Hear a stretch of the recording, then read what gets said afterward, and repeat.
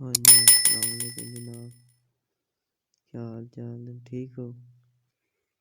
बेटे से तो ठीक ने हैं जी। मैं ਤੁਹਾਡੇ ਵਾਸਤੇ ਲੈ ਕੇ ਆਇਆ ਇੱਕ ਬਹੁਤ ਹੀ ਖੂਬਸੂਰਤ ਐਪ ਜਨਾਬ ਉਰਦੂ डिज़ाइनर। ठीक है, ਇਹਨੂੰ क्लिक कर लेना। ਆਨ ਹੋਣ ਦਾ ਥੋੜਾ ਜਿਹਾ ਟਾਈਮ ਲੈ ਸੀ।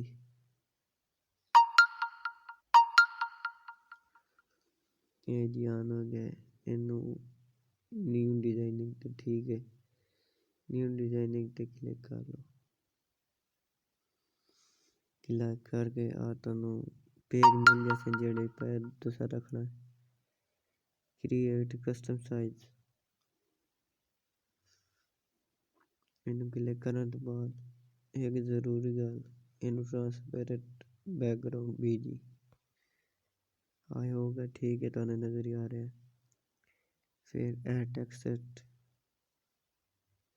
इतने अपना नाम लिख दे। मैं जिवें लिखन लगा EDITOR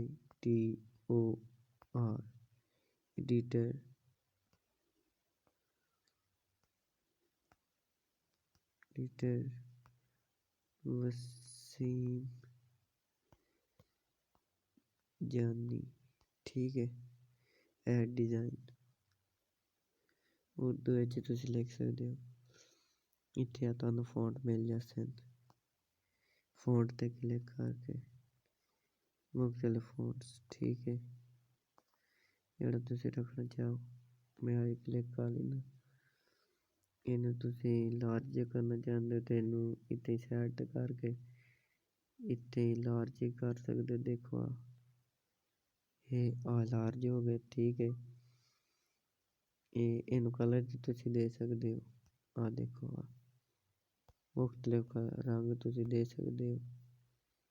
ठीक है, मुड़े ने सेव करने वास्ते सेव द बटन।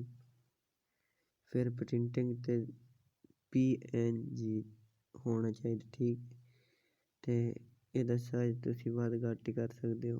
ਆ ਦੇਖੋ ਮੈਂ ਸਾਈਜ਼ ਦਾ ਇਹ 3155 ਹੋ ਗਿਆ। ਠੀਕ ਹੈ, ਇਹਨੂੰ ਕਰ ਲੈਣਾ ਸੇਵ।